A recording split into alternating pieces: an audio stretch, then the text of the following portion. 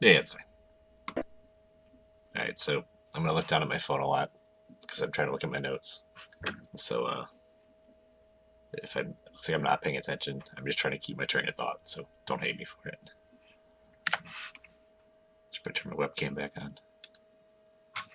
There's my ugly face, my messed up hair. Try to clean that up a little bit. Get a little messy. It's the right kind of messy.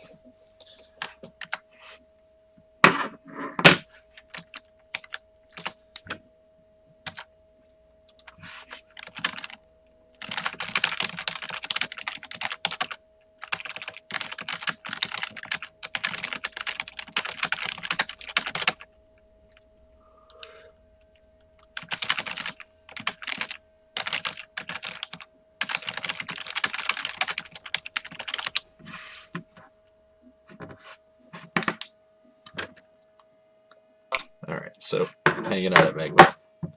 And I figured you'd probably start Alright, getting yeah, the show on the road too. okay, right on. Yeah, I'm porting to Magma at the moment.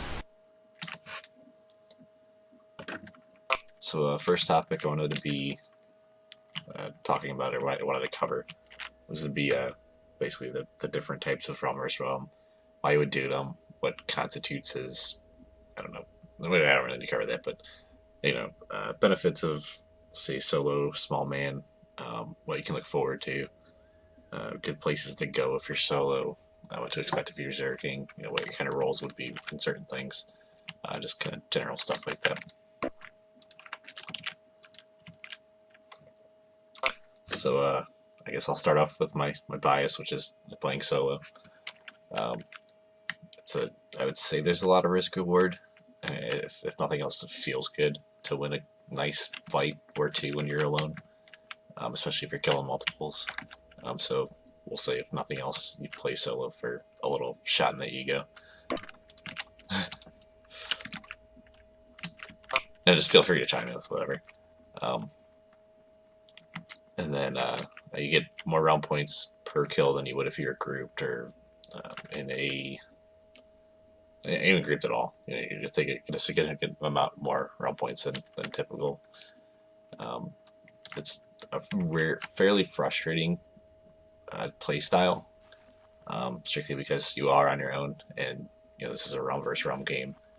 So there's a lot of groups you'll run into, a lot of just a couple guys that you run into. It does anywhere between two groups to or two people to more is going to be a headache.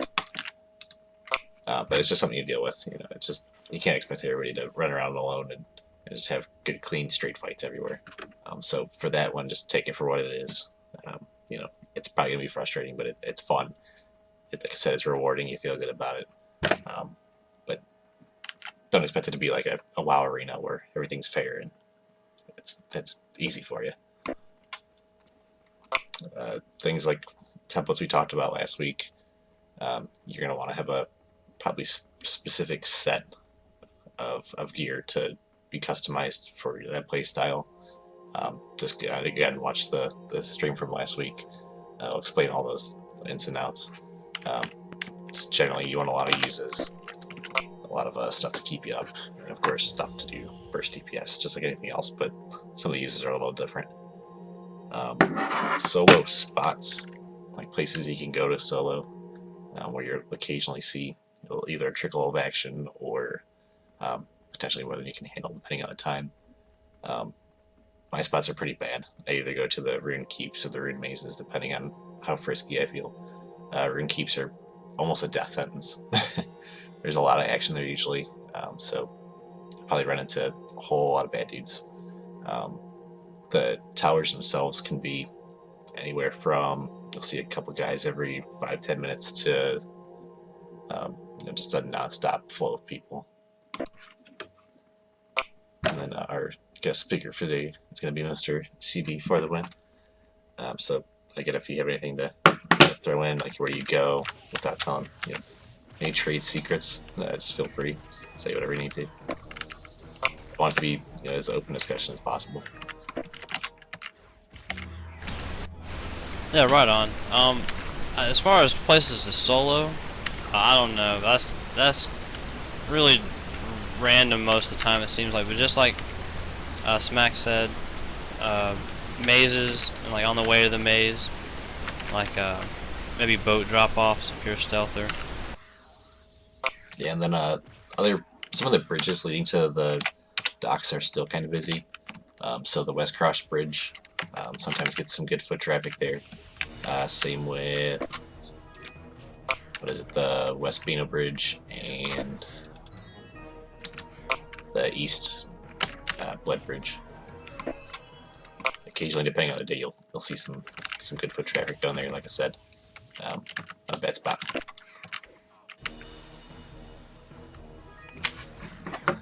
I won't cover REs just yet, so we'll leave that alone for now. Um, go back into the next thing, which would be small man play.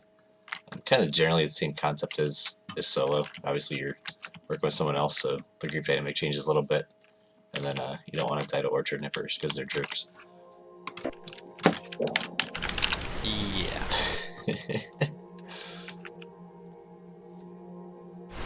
Yeah, this area has definitely changed a bit since the last time I killed stuff around here. I used to be able to just pick up a weapon and go kill some bugs and call it even. I think badgers might be a good level now, but I don't have res yet, so I'm leaving your carcass there.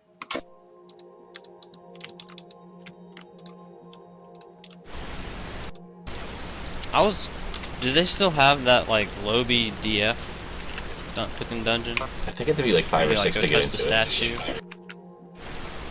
Ah, okay. So small man is kind of the same principle as solo. You probably roam the same spots. Probably have the somewhat same gear. Obviously, you just have a little more dynamic to it because you have somebody watching your back, or a handful of people watching your back. I call small man probably anything under like 4 and under, but that's just me. That's what I define it as. Any more than that, you get kind of closer to the group territory. Just how rounding works in my head.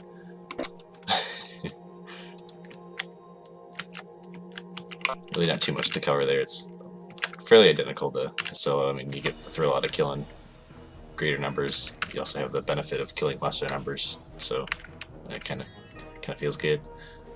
Everybody likes their own points. Group composition there can vary. You probably want some sort of speed, some sort of healer, and then any kind of variation there, or hybrid with heals, or just some sort of speed and DPS. I mean, the more speed you have in RvR in general, the better off you're going to be. It's nice to get away. It's nice to be able to catch things. Mobility in Dark Age Camelot is extremely important.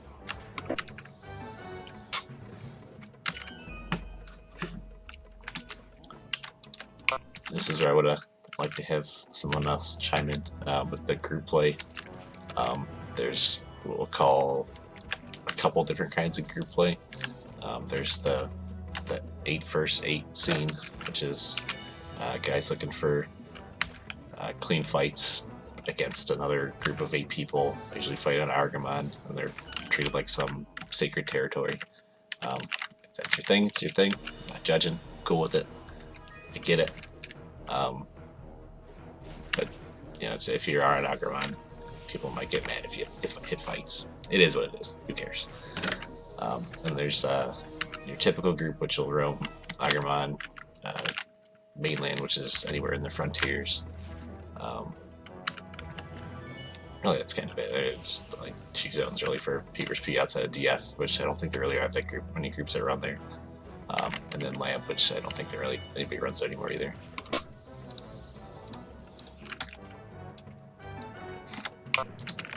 Again, we'll get into RAs for group play a little later. We're gonna have a mildly different build depending on which class you are and what group role you're trying to fill. In terms of if you're solo, small man might vary, and then group might vary as well. And grouping is what it is. You get 8 guys together, you try to get an optimal group setup, so probably speed, crowd control, a healer or 2, and then fill the rest with either tank DPS, try to go caster heavy if you want to be an extend group, which is going to be a group that tries to basically spread your group thin and do I guess a divide and conquer kind of strategy. So the goal is to try to pull you away from the group that you're in and have basically have your people attack the same target and drop them while they're away from the healers. So it's extend because you're trying to extend the bad guys away from life, basically.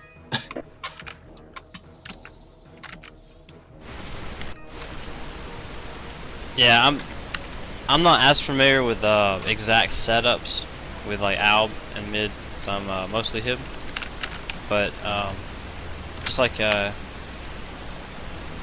one thing, I'm not sure if he touched on this, but there are like heavy tank groups, and you'll have like heavy caster groups and like hybrids. Um, the and just like he was saying, and most setups you're gonna want to have like a speed class, at least 2 healers, and then the rest is like pretty much, you know, up to whatever. But those are like those are the staples of the group, like a speed class and 2 healers. That's what I think of it as. Not. Again, I know we're not trying to discuss like too in depth there. So just like as far as like basic setups that you can run with, like pickup groups, just like inviting random people from like chat or anywhere you just might meet in the game randomly. That's typical to have at least those 3 classes there, and then the general idea is just to have the classes build on each other. So like, for instance, a caster group, you know, their main assist, like Smack was talking about, you'll have a main assist who all the DPS will just click this button that assists the main assist, what they call the MA, and targets the same person he has, and then like the MA will typically be like a debuffer in a caster group, so they'll debuff the target for a certain spell damage type, and all the DPS will just start nuking for that damage type. You know, that just helps that much more, because I've always thought of this game as like a game of inches, and like you're just always stacking inches, and you know you can eventually get like a mile, and it all adds up. Every little bit advantage and thing you can get eventually adds up. Yeah, if you'll see here, I have a really basic assist macro. So it's / macro, and then you can call it whatever. So the second value there is going to be the name of the macro. So how it appears on your par. And it's / assist. And then ready for battle, which is just CD's Bard's name. So that'd be basically a really basic formatting. I know it's making more complicated and actually had like parenthesis tags and make it a little more stringy. But for me, I just like to type that name in my MA and kind of be done with it. So that's a really basic sample macro right there for getting a quick assist target from your main assist.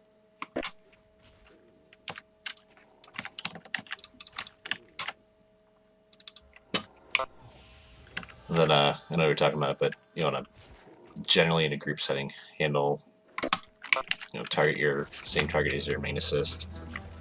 For I know you talked about it a little bit, but you have debuffers, you have people that can make your spells hit harder, um, make your melee hit harder. You just basically want to focus DPS. So I mean, that's the point. Another thing in a group setting is it's a little bit of knowing your role. So if I'm a tank and I'm in a group that has a lot of casters, I'm probably doing hanging out, trying to pull clear pets off my healers, or peel bad guys off my casters, or it's everything's fight situational, so it's hard to really say you need to do this. But knowing who you are in a group, who you're with, and just kind of feeling out how your group works in certain situations, just like any other game, is going to help. I mean, as you play with more people, you get kind of know who does what. You get a little synergy going if you stick with a regular group. You just kind of know how these things work after a little bit.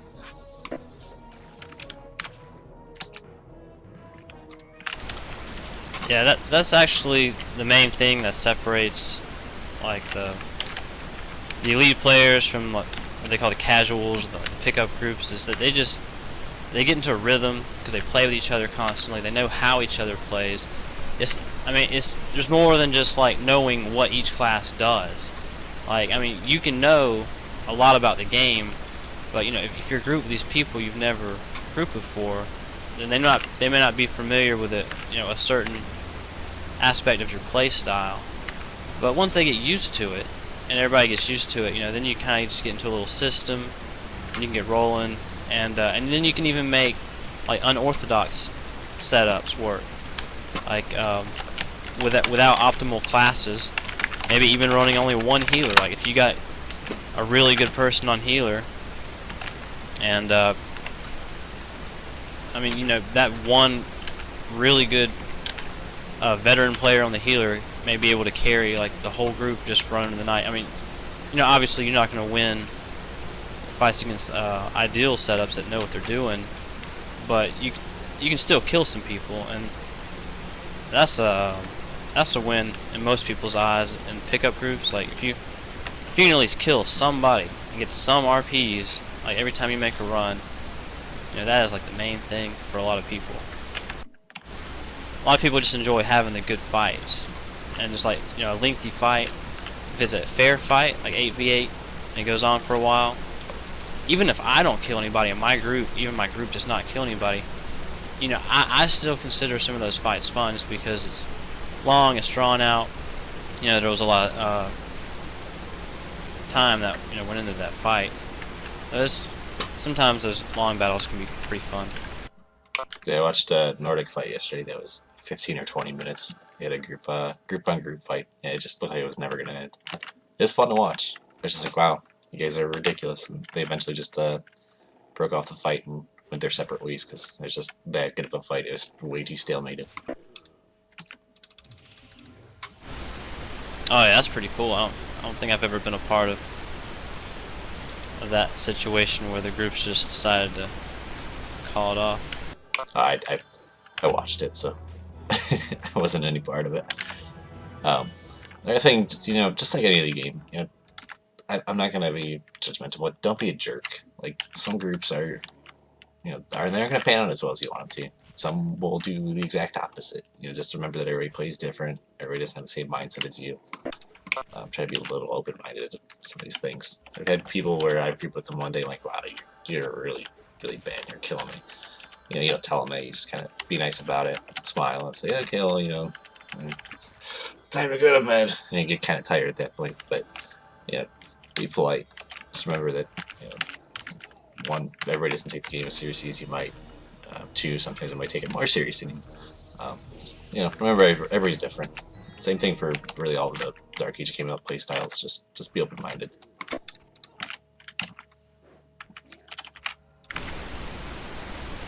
Yeah, and just a bit more to add to that, like just like he's saying, if all right, for the new players that may watch this, they're learning to play and never actually even gotten a 50 or anything like that.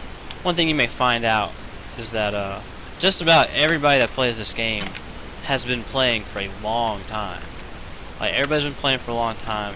A lot of people aren't even used to seeing new players, and everybody just kind of assumes that everybody they group with has been playing as long as they have. And so, like, if you lose a fight and you're a healer, and the group leaders, like, kind of, people seem kind of frustrated with you, and they kind of like, or even if they're not frustrated, even if they don't like vocally say anything, if you kind of feel like it might have been your fault, most of the time, if you're just polite about it and you let them know that you're new and you would welcome any constructive criticism, majority of the time somebody will help you out and give you any kind of advice they can, and they'll also be more understanding probably if you let them know that you're new. Just the main thing is just don't try not to take anything personally ever in a game, any game, but let alone this game. If somebody's telling you that you didn't do something right, just let them know that you're sorry about it, and you know what you can do to better improve your play. And if you keep like a positive attitude and remain polite, that's how you get into the same groups and build that synergy with people and getting those rhythms where you just kind of learn how people play and getting those reliable groups that play at your play time and whatnot. Yep, it's like they always say, you'll catch more flies with honey.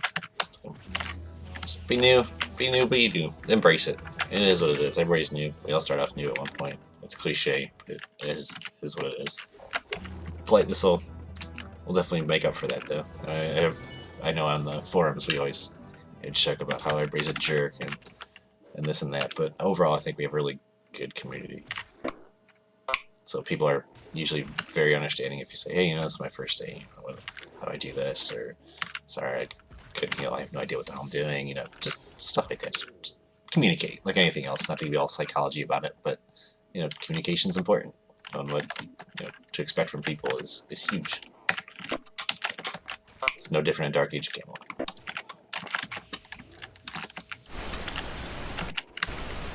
Yeah, and just something you said there, just kind of, this is a little bit off the topic there, but like as far as communication is absolutely a key. And I can't think of a class at the top of my head where you shouldn't really be communicating very much. Like as a healer, you should always be like informing the group if you have somebody attacking you and you can't cash. I'm being interrupted. I need pills.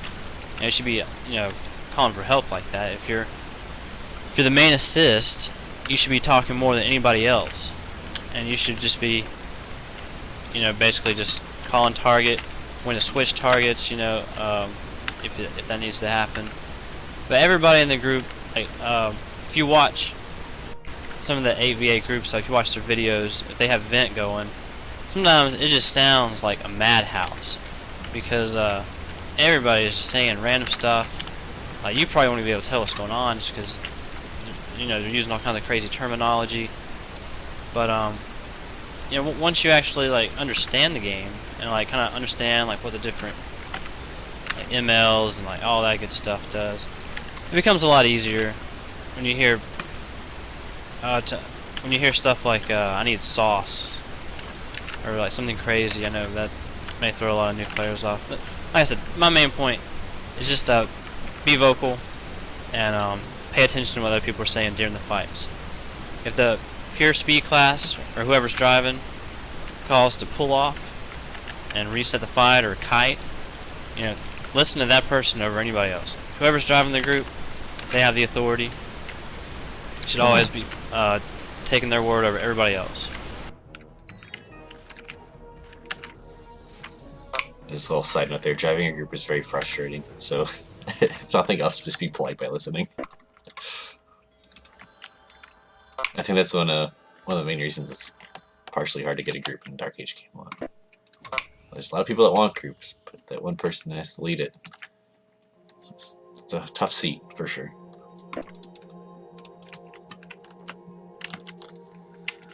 I think we covered enough of the group dynamics as far as things I wanted to talk about. What a DPS is. I think we know what DPS is. What to expect is, a non-MA. Explain what an MA was.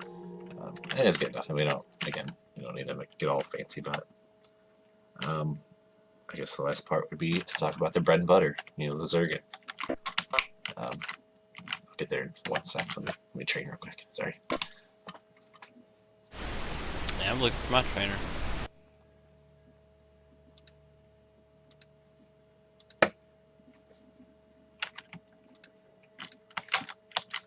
I need to find a shield too. I'm squishy.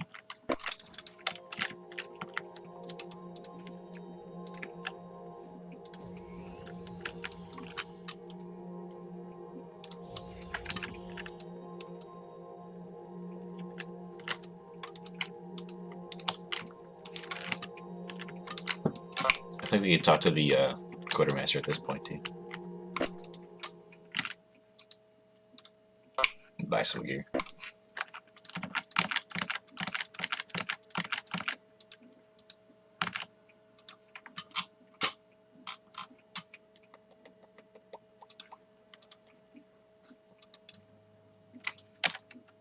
a good one?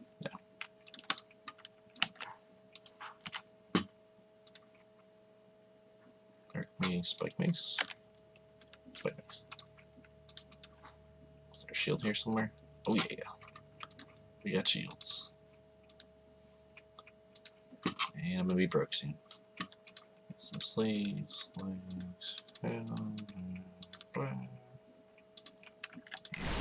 Yeah, man, that's in fact some memory selling some badger fur for some pants. Right. Feels like the first time.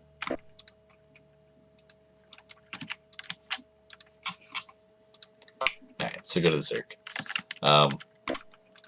Zerg is, like I said, the bread and butter of Dark Age of Camelot. It's basically, I'll show the realm map here. There's 3 realms.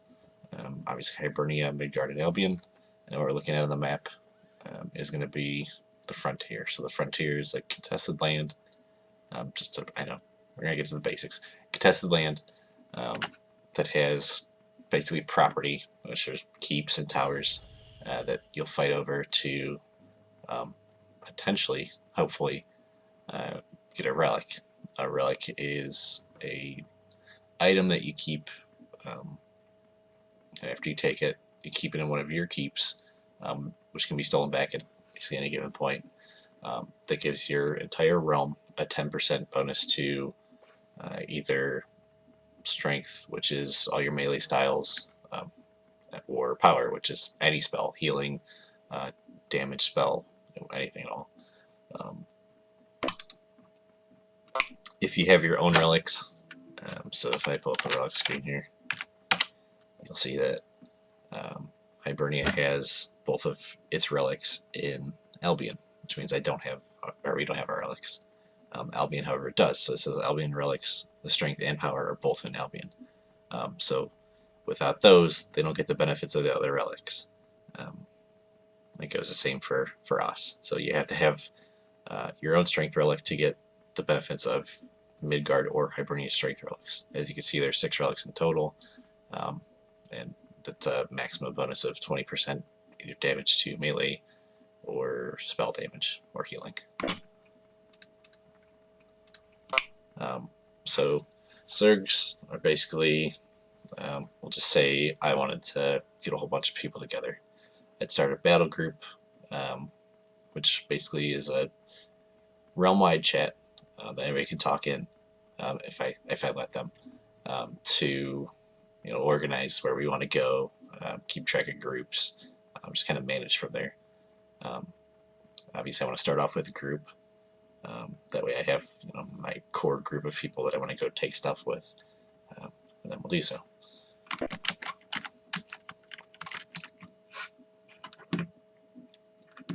So after you gather all these people, you want to make sure that you have some sort of siege. So there's a skill here called Siegecraft.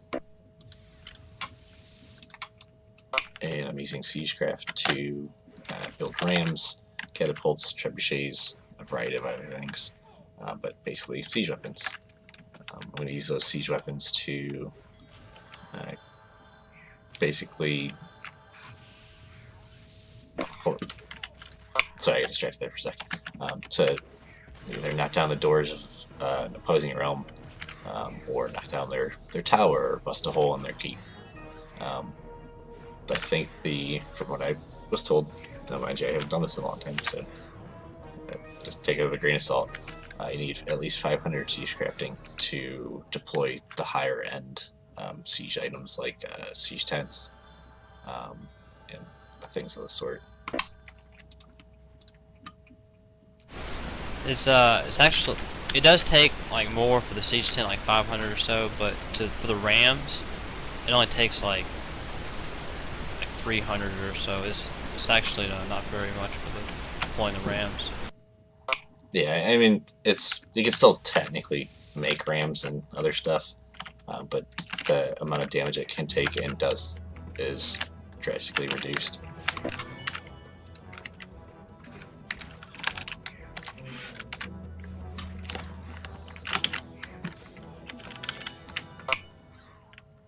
Yeah, so there's uh, fortified rams, which are the good rams, um, which I see you was saying. I think it requires about 300 or so siege crafting.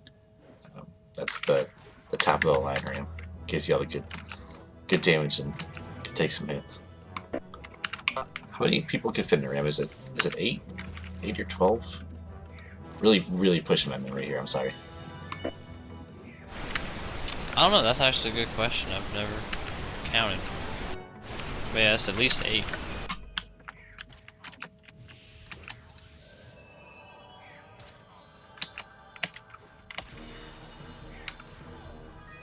So regardless, um, you'll level up your siege crafting, as you saw in the siege crafting list here. There's a ram deployment. So whichever ram you have in your bags, after you craft the ram, you'll select that, put it in your bar, depending on which kind of ram you have. Push that ram up to a door. A bunch of people will jump on that ram with you. You'll use your momentum to knock down a door. Once that door's open, you get to a central keep, if you're in an actual keep, which is basically your courtyard. Not your central keep, it's the courtyard, excuse me. And then you probably clear out the courtyard to get any bad guys out of there. And there's an inner door, so there's 2 doors that you need to bust through to actually get inside of the keep. Once you're in the second door, there's probably a whole bunch of jerks waiting there to try to hurt you. So ideally you want to kill those guys. A lot of times they'll use choke points, so there's steps leading up to the Lord Room, which is what you kill the Lord to take a keep. And they'll try to take advantage of narrow passageways with point blank AoE attacks, regular AoE attacks, and then storms. Basically, try to keep you from advancing and getting to the Lord. So, just general logic to what you should do. You don't want your bad guys to make it in, so you try to keep them from doing so by putting lots of damage in their way. We're gonna have to run out. Oh yeah, that's not gonna work.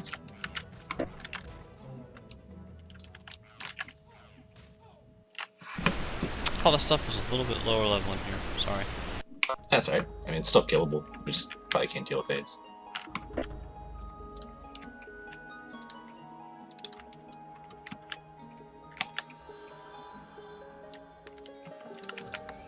What's going on over there? I don't know. Is there a little people fight? Never seen this. Get some gang wars going on. I'm gonna get in on it. I gotta represent.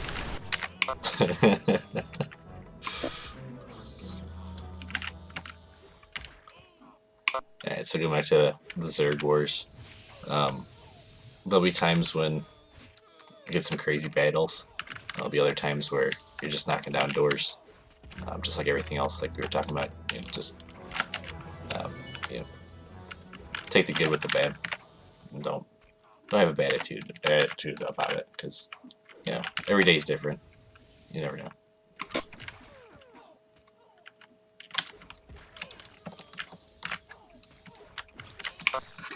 What else did I want to cover Zerg wise? Let's look at my handy dandy notebook. I guess since we talked about the benefits of other group types, we'll talk about Zerg as well. Obviously, they run around with a bunch of people. You're an indestructible wall of death, unless another indestructible wall of death swings by, and then all heck breaks loose. Throw points gained for kills is significantly lower. Like you're going from, we'll say, 2,000 for a solo kill at one end of the spectrum to like probably 300-400 for a solo or a kill in a group, or in a Zerg probably a lot less, because you're going to be dividing that pool of realm points from killing somebody by X amount of players, how many people hit that target and are in their group.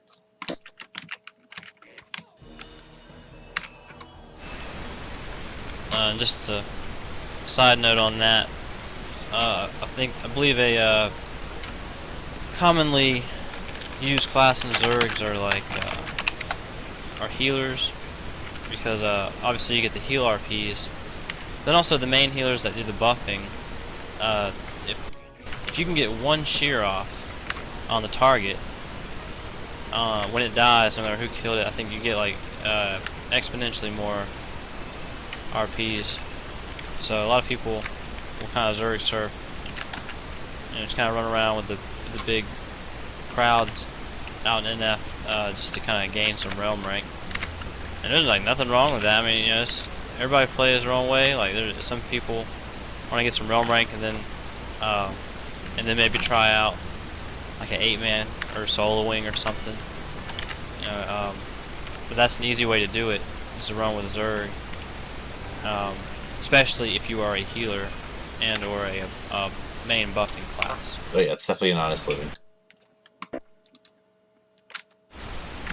Yeah, and Zergan is just very relaxed because, I mean, obviously it's just kind of like a big cluster, and if sometimes you can go AFK for a minute, and it doesn't matter. You don't have to tell anybody. So if you're a very casual gamer and you can't be like completely focused because you gotta watch a kid or something, I mean I think that's why a lot of people do it. That's why there are Zergs, because some people have other things going on and kind of just want to follow somebody around, and if they hear something going on, just run to the computer and start swinging or casting. But that's not the case in like 8-man. Most 8-mans, you can't really afford to go AFK for any length of time. It's like very demanding of your focus. Another reason is it's a lot less pressure. With that many people, it's easy to just kind of, I won't say blend in with the crowd, but if you mess up a lot more, nobody's gonna notice. It's a good way to kind of learn the ropes too. Of course, it's nice to be involved with what the game's about. Taking keeps, taking relics, being quote unquote for the realm. So trying to benefit everyone by taking relics.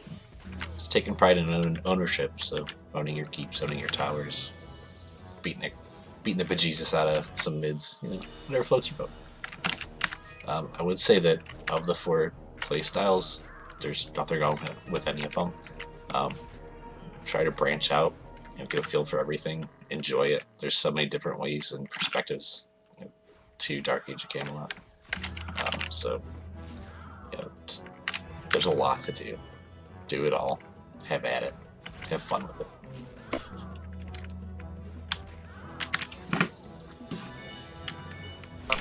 And don't be afraid to ask questions. No, not at all. And I'll say it probably a couple times during this little broadcast, but feel free to always send me a message on post if you see me. I comment on the Dark Age of Camelot Facebook page, Twitter all the time. And what else? There's some a Dark Age of Camelot friends group on Facebook, if you like that. It's not an official Facebook or a Dark Age of Camelot entity, but I see a lot of returning players on there. It's like a DOAC Friends, I think. It's run by Max Buffwell, who is a cheer that's been playing for a really long time.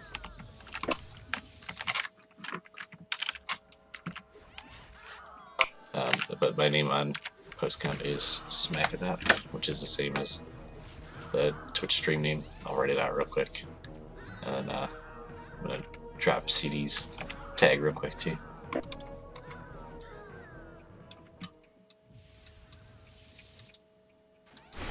Yeah, absolutely. Same thing goes for me. If you ever see me in game or want to shoot me a message on post count, I have no problem helping returning players or even existing players who may have questions.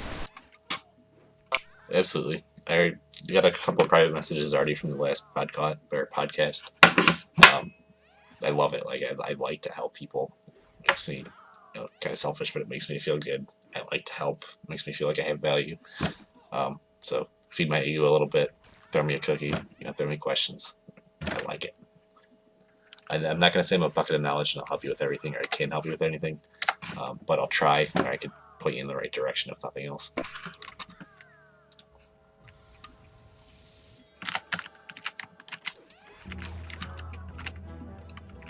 So now I want to talk about useful realm abilities and what you should be shooting for, ideally, if you're class X or Y.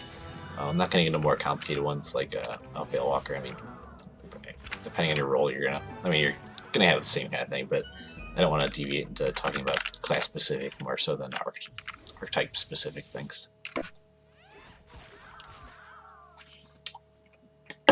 I'm really thirsty. I'm sorry. That's part of the reason I can't talk, because I'm getting stuck on my own spit. So, I will delve into. I don't want to get into class specific, but playstyle specific. So, say I am a tank and I want to solo. I would probably have a different set of priorities than a group tank. So a group tank, for example, would want determination up to probably 9. That way you're crowd controlled out of fights for less duration. Whereas a solo tank probably isn't really going to be worried too much about crowd control because he's going to have to be killed. So as a solo person, you're going to prioritize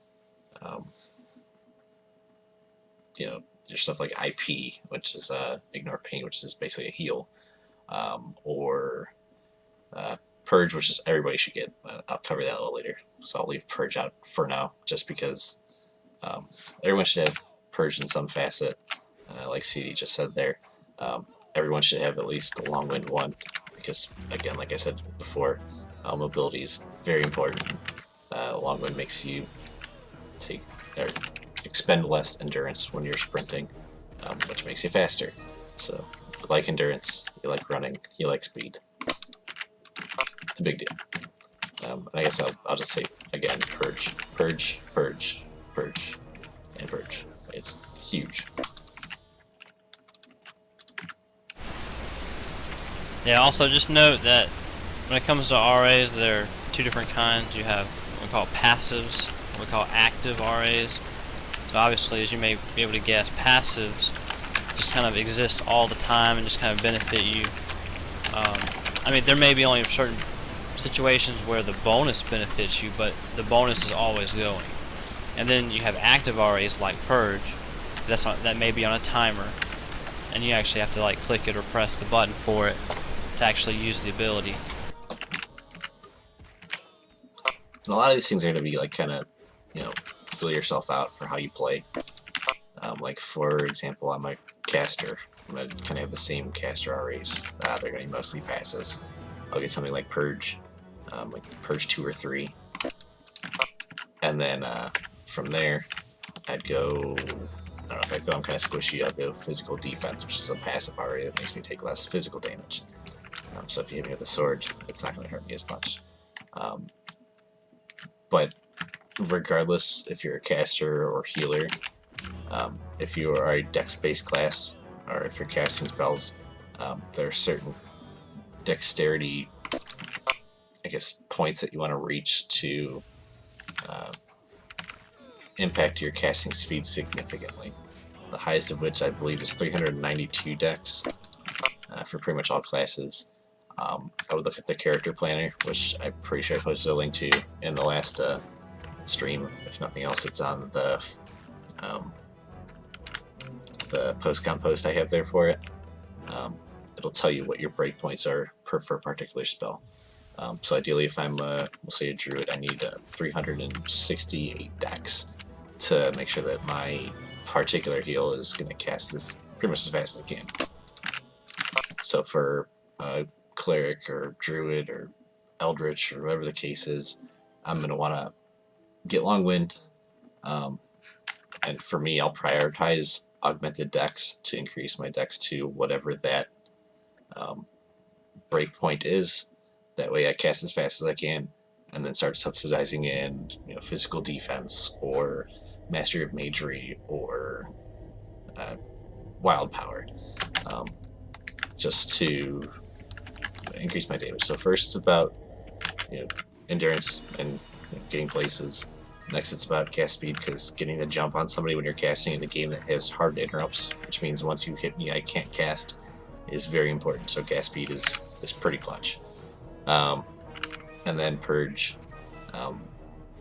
for a caster, Wild Power, Mastery Magery, Wild Power is a passive that increases your chance to critical hit.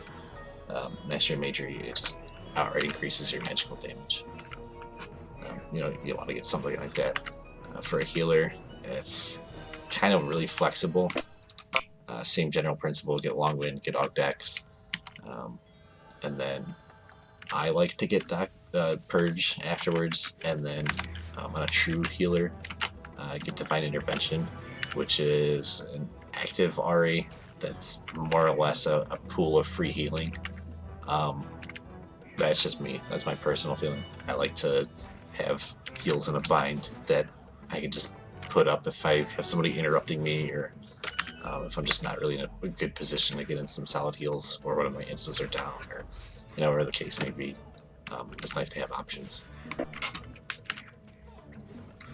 Again, in a game with hard interrupts, anything you can do to try to help out while you might be interrupted as a healer is going to be important. What else do we cover there? Like I was saying about tanks, I think we covered that enough, actually. I'll leave that up to Q&A if anybody has any questions. And again, if you have questions, just feel free to shoot them out. I'm watching my Twitch chat right now. Say whatever. I might get distracted for a second because I'm easily distracted. I'm pretty tired, and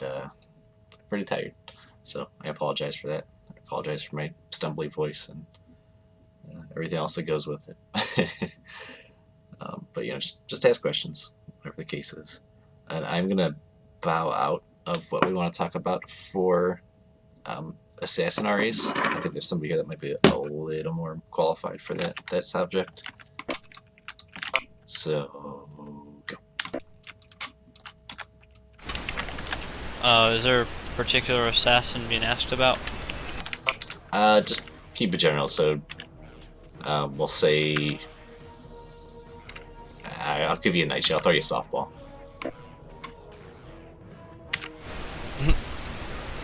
Alright, well basically, as I already stated, the universal thing for everybody, the very first thing, I always get long wind 1.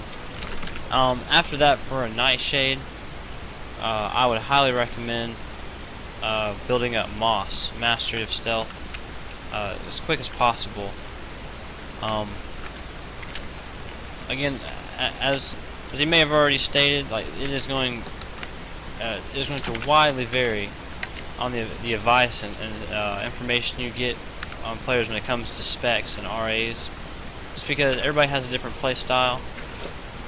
There's not one that's right or wrong. There may be one that may be referred to as cookie cutter, which will often be like a set thing that people go by. But anyways, that's commonly used for specs, not so much RAs. But as a general rule of thumb on stealthers, any stealther, get long wind 1 first and start building up Mastery of Stealth. For assassins, I mean, I know some assassins who run Mastery of Stealth 3, even at high realm ranks. I mean, I don't even understand how they do that. I mean, personally, my sweet spot is about Mastery of Stealth 5. But some people may like to go Mastery of Stealth 7. Now, on an archer class, like Mastery of Stealth 9 is almost always what everyone will recommend you go. At least Moss 7, but Moss 9 on archer classes is pretty typical, and most assassins do not go that high in Moss. Most stay around Moss 5, or like I said, anywhere between Moss 3 and Moss 7, depending on the play style. I personally run Moss 5. And when you start getting higher realm rank, once you've been playing that long, I mean, you'll obviously be kind of, feeling yourself out for the class and kind of determining your own play style. So, I'm actually different from a lot of people on my Nightshade. So after I get my Moss up, I'm really big on passives for any class. I like the fact that I can just have stuff going. I don't have to worry about pressing a button. I mean, some things you kind of have to have, like Purge. I mean, obviously you're going to have to press a button every once in a while, and that's fine, but I want to minimize the amount of buttons that I'm pressing, so that's why I like passives. And in a Nightshade's case, Augmented Dex is very beneficial because it not only helps the weapon skill, it also helps your casting speed, it helps your casting damage, and it helps your evade rate. And so, like, I mean, it's just like you get 4 benefits by having this one passive ability.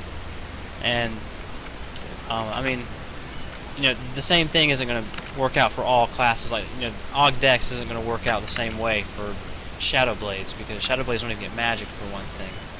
But I mean, it still helps them. It still helps their evade rate, but it doesn't help like their weapon skill or anything like that, I don't believe. So it will vary from realm to realm. It will vary from playstyle to playstyle, from class to class.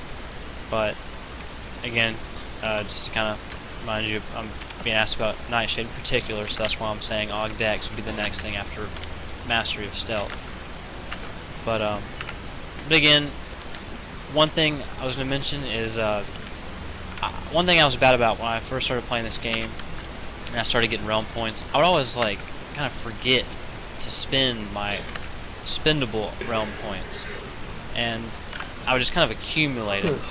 And I would definitely advise now for anyone that anytime you get an RA, like you never really want to save up more than like 3 RPs at a time. Like if you can spend like 1 or 2 or 3, that's probably a good idea. And if there's a bigger ability that takes 5 points, that you want to build up to or more, I would still advise spending those points in some type of passive. And then once you get enough points to do whatever you want to do, there are respec stones available in the game now, and they're super cheap. It's so easy to hold of one. If you don't have any money, you can just go to the main city or the frontier, asking the advice channel if anybody will give you like some gold or a respec stone. Somebody will probably help you out. And the respec stones are super cheap, like I said. Like they're a couple hundred gold at the most in housing. That may sound like a lot when you first start the game, but you should quickly find that 100 gold is not very much to obtain at all. And anyway, so just to kind of get back to what I'm saying about spending the RPs, you want to spend them, and if at any point you decide you want to get one of those active RAs or whatever that cost more, then use the respec stones. Use them. Don't be afraid to do that, because they're cheap, they're plentiful, and it helps to kind of play around with different RA setups and just kind of get a feel for what each one does. If it fits your play style, if it's even beneficial. You'll probably find that lifter doesn't help you much in most situations. So, but maybe if you're a person that likes to Zerg and you want to siege, which there's nothing wrong with that. I love doing that personally on my Vamp. I used to solo towers all the time, and so when it comes to stuff like that, lifter may actually help you. You can drive the ram around faster. And by the way, I'll follow you, Smack. So I'll just let you pull. I'm kind of running my mouth at the moment. But yeah, just play around with the RAs. Like I said, it's really just a matter of you playing around with it, getting used to it, what they do, and if it fits you or not. Yeah, I'm kind of a passive RA guy myself too. Or myself too, also, as well. I like to not have to worry about button pushes. There's something else I want to cover. Oh, since I'll probably struggle with it, do you have a good explanation of weapon skill? Because I guess it's a good one, no. RvR stat. Yeah, I mean, I certainly don't know the formula, and I don't know the textbook definition of it. But essentially, what it is just the higher the number for your weapon skill, which there's a stat that determines your weapon skill. I don't know. Again, I don't know the exact formula for this, but for example, blades on most realms require strength. It's going to be the only thing that helps you hit harder with a blade weapon, and so the higher your strength is, the higher your weapon skill will be. That your spec also plays into it. So So like the higher you spec, you know, if you go 47 blades or you go 50 blades, you know, that's going to kind of increase your weapon skill a little bit. But essentially, the higher your weapon skill is, um, I know it helps to penetrate the enemy's defenses, so it helps you land more hits. It also helps you hit harder, and I'm not sure if those are the only two things, but those are the two main things I think of when I think of weapon skill. Yeah, it's on some classes it directly impacts proc damage, and we just started a fight. Um, so if I'm a Veil Walker or Reaver, having higher weapon skill is going to impact how hard my Leviathan procs, which is a 50 spec point whip style. Um, so it makes it hit harder, makes it hit more. Kind of a big deal. Especially no like stat you can get to bump that up like all the other stats outside of your primary stats. So if I'm again a tank, I want strength or whatever the case is. Any good other realm ability examples you want to talk about? Um, I don't know if you mentioned it, but determination is pretty good for tank classes. Just keep in mind this game. There's one thing you may find out pretty quickly if you've never really played a PvP game like this, especially this one. There's a lot of crowd control, and that's why he was stressing Purge so much earlier.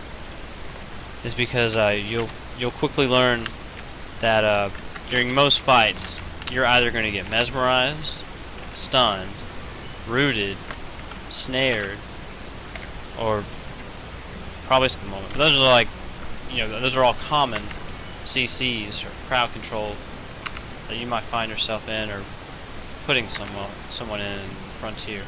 And so Purge is one of the active RAs that are more costly, but Determination is one of the ones where you can go up to 9, so it costs less as you go up. And so you may want to kind of like build up Determination as you're saving up points to buy Purge. You know, that's one thing I typically do. So and on casters, after long one, of course, you know, one of the first things I get on casters would be Ogdex and get that break point that Smack was talking about earlier. And the only way you're gonna really know what the break points are, he may have mentioned there's a guide on post count, one of the top links there. That's what I always refer to. There's just there's a lot of information in those guides, but I didn't mean to pull both these guys. Maybe we're okay. Probably not, actually. Hang on, I'm gonna have to stop talking for one moment. Yeah, I don't have a taunt, so this is gotta get fuzzy. There we go.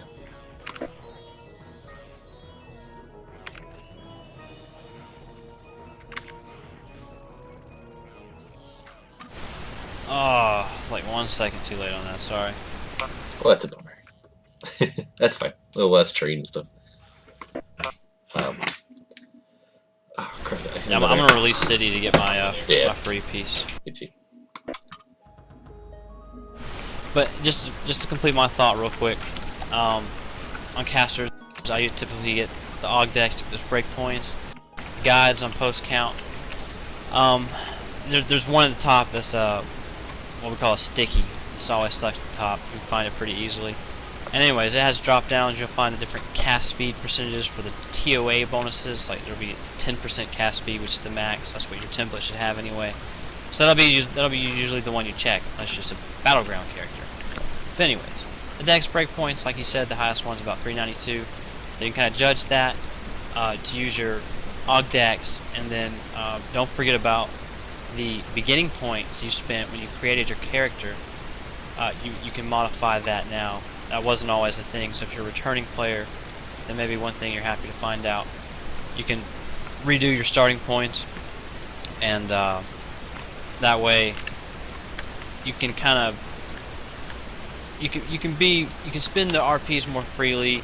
But like I said, I talked about the respec stones being available, so it's not a problem at all to rework your starting points and all that, and kind of play around with all these different setups, But it does benefit you the most if you can work it out to hit the breakpoint. Another thing to emphasize, since we're talking about mastery of stealth and hitting and dex breakpoint, is that Dark Age Camelot is, I won't say extremely dependent on who gets the first drop wins the fight, but it can be. So you want to cast faster so you get the drop on somebody, because then you're at an advantage. You want to be able to get mastery of stealth so you can see the bad guy first. Okay, so you get the advantage, and of course you get stealth openers, so that's fun too. But you want to be the guy with the +1. You don't want to be the guy that gets caught with his pants down. It hurts. It's no good, and oftentimes gets you killed.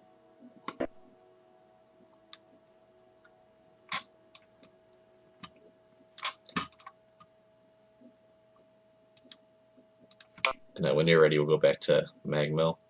There's actually a porter that'll send us to Moyer. Oh, nice. I wasn't even aware of that.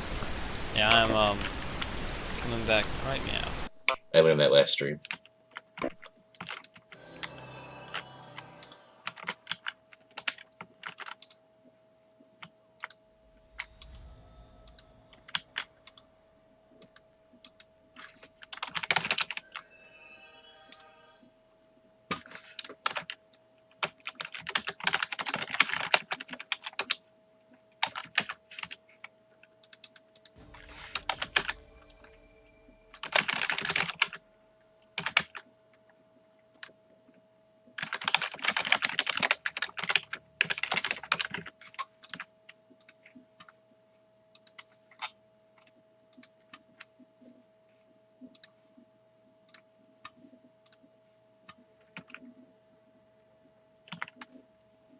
I'm going to tab out real quick. I'll be right back.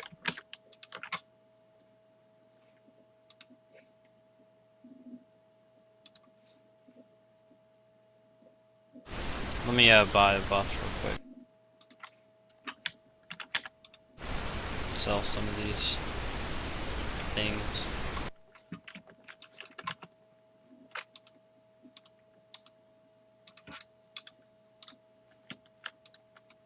Don't forget to get your quest when you come here.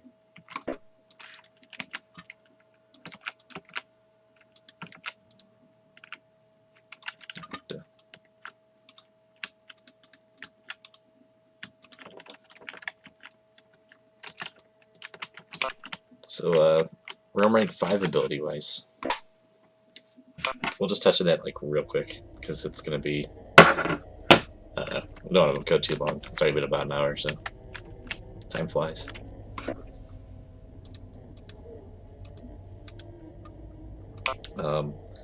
There are some really good realm rank 5 abilities. So once you get realm rank 5, you're given a special ability based on your class. So we'll say the Eldritch has a speed burst, excuse me, where he's basically immune to any crowd control. It gets super fast, and it's basically like a haha, I'm going to run away from you button. That's very useful. What else? They're just get a stun. So if I'm a Thurgist and I use my Romantic 5 ability, I push out a whole bunch of little stunny pets, and then things stop hitting me. Again, awesome for getting away. Awesome for getting some free casts in. Just beneficial all around. Clerics have something similar.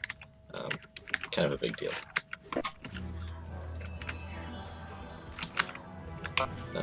You also get a bonus to your weapon DPS. So if you notice, if you look at it now, if it's a 16.5 DPS weapon, the effective damage, I believe, is only 16.4 until you hit realm rank 5. Is that right? I'm not sure. I'm pretty sure it's going off memory. I don't think that's changed. But when you hit realm rank 5, you get the full 16.5 DPS, which doesn't sound like a lot, but it adds up. It's it's again one of those little tiny things that you'll notice will help you out. So you get a bonus to your damage. You also get a bonus to your um, armor factor, which means you're going to take less damage. And you also get your ability. So getting Realm Rank 5 is a pretty solid milestone. Um, feels good. Makes it tougher to kill. Makes you kill faster. Good stuff. There are no other abilities given just for hitting a Realm Rank milestone after that. So unfortunately, if you're like me, you'll get Realm Rank 5 in a lot of classes and just stop there because like, yeah, I got that cool ability.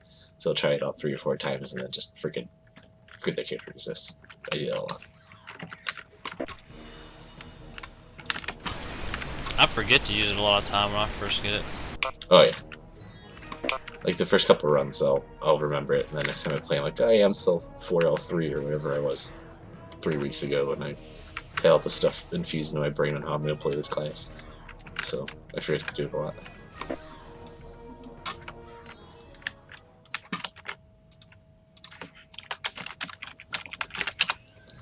The abilities themselves are on the character planner, so if you poke through there, it'll have like a basically an area for Realm Rank 5 abilities. It's probably a little too much to get into, but just to make note that there's stuff waiting for you as you get Realm Ranks that um, doesn't necessarily revolve around the realm abilities themselves.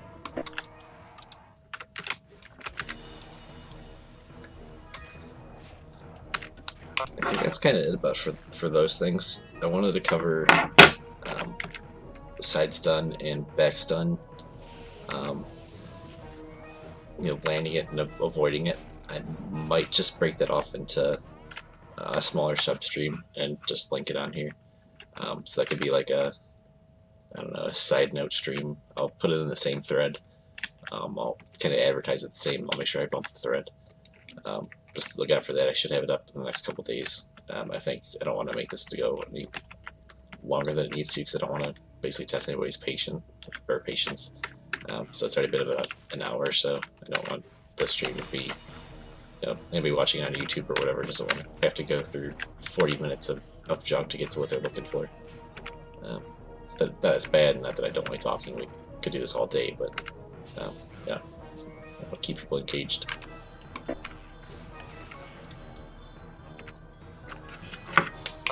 So let me see what I got here in the old list of junk. I wanted to cover panning a little bit. I kind of don't want it to be in the next video because the next one is kind of me filling a niche request, whereas panning is something that should probably be taken immediately and started to be applied immediately. And I died again. You let me die. That's my fault. That was my fault. I pulled him. I wasn't building aggro there.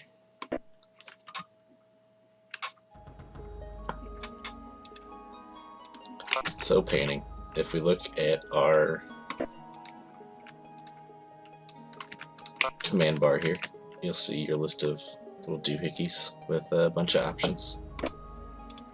If you go to keyboard, I'll tell you what your little keybinds and such are.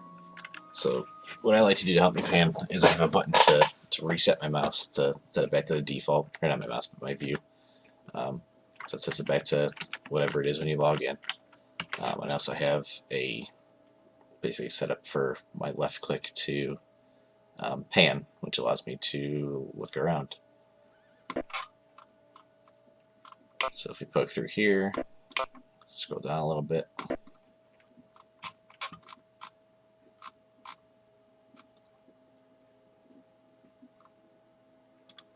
Mouse pan is your left mouse, for me at least. As I was talking about before, getting the drop on people is a huge deal. So the more spatially aware you are, hopefully the less likely you are to eat a first hit and be stuck vulnerable. So you see my reset camera button's F, mouse pan's left mouse. So let's see what we do.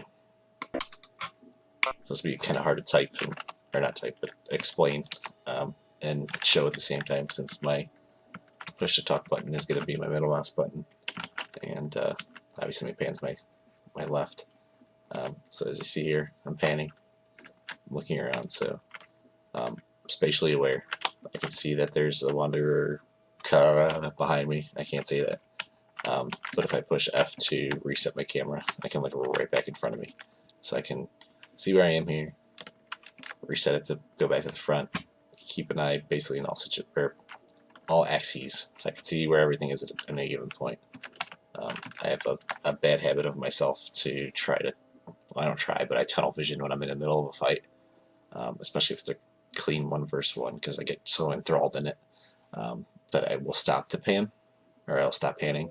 And people hit me from behind or from the side, or whatever the case is, because I wasn't paying attention. So alertness and using panning effectively is very, very, very important, because you can be like me and get stuck with some guy hitting you in the back because you weren't paying attention, or you can see that guy coming and react effectively. So pan, and then F to reset.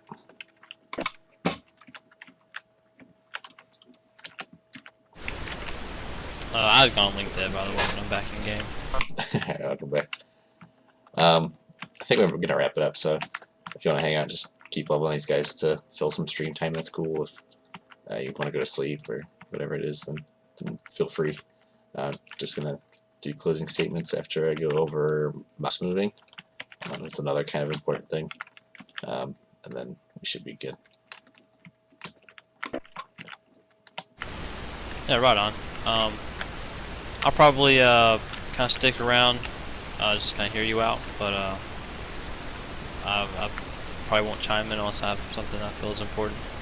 I'll ask for some closing thoughts, but we'll cover mouse movement for now.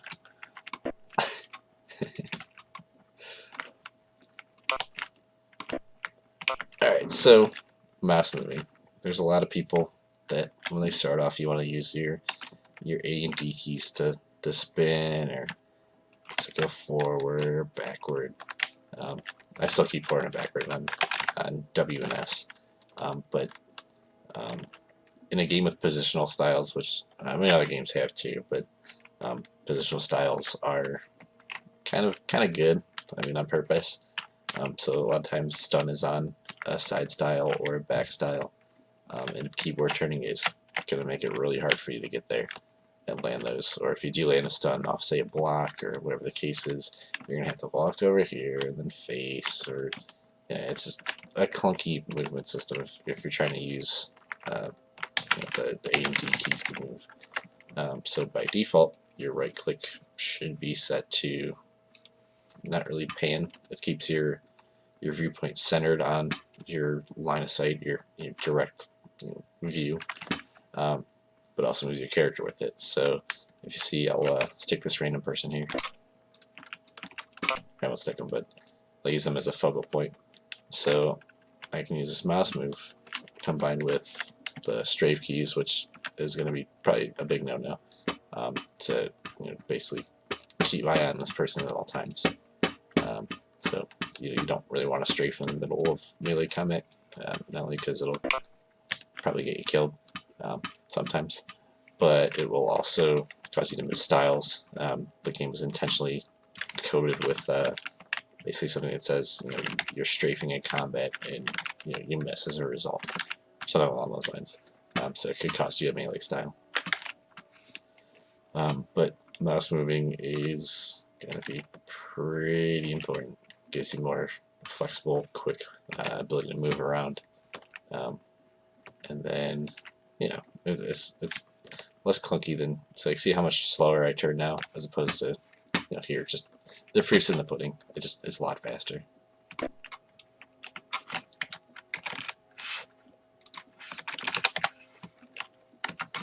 As one of our streamers is so generously pointing out, if you don't have strafe keys, so suppose I'm not using W and E or A and D, you can set those keys to basically extra keybinds. I have them all mapped right now just because I haven't really played with any of that recently. I'm kind of used to A and D being dead buttons. I don't have any keybinds in this guy, so it doesn't really matter anyways. But keybind is basically what you're going to set up for your hotbar. So I'd have my A, B, okay, my A key would act as this constitution buff that's on my bar. So whenever I click A, or whenever I push my A key, it casts Oak Stout. So having more available buttons for important things available, easily at your fingertips is kind of a big deal. Just like it's in any game. I mean, you want to get your keybinds set up, your key mappings right. You want to make it, easier to get what you need as soon as you can get it. That's pretty much it for all the main things I wanted to talk about. As usual, like I said, feel free to shoot me questions on post count. It's Smakadop, SMAKADOP. You can send our good buddy CD for the win a message as well. We're both willing to help with whatever. He's a CD FTW, and it's on post count. He's going to be kind of a good person to go to. He's got some good insight, and he's a pretty knowledgeable dude. You can still go back to the old stream. Boxy Brown, Aliens, and myself are still always willing to help. All that information should be the document there from the old Twitch stream, and on post count. I don't think I'll have a document for this one. Really not too much to write up. I mean, I suppose I can. If you want me to, feel free to let me know, and I'll be willing to do it. I don't think it's as complex as templating. A lot of it's just getting a hang for the game and really feeling out your classes. So it's not really something you can teach. It's something you pick up and kind of learn.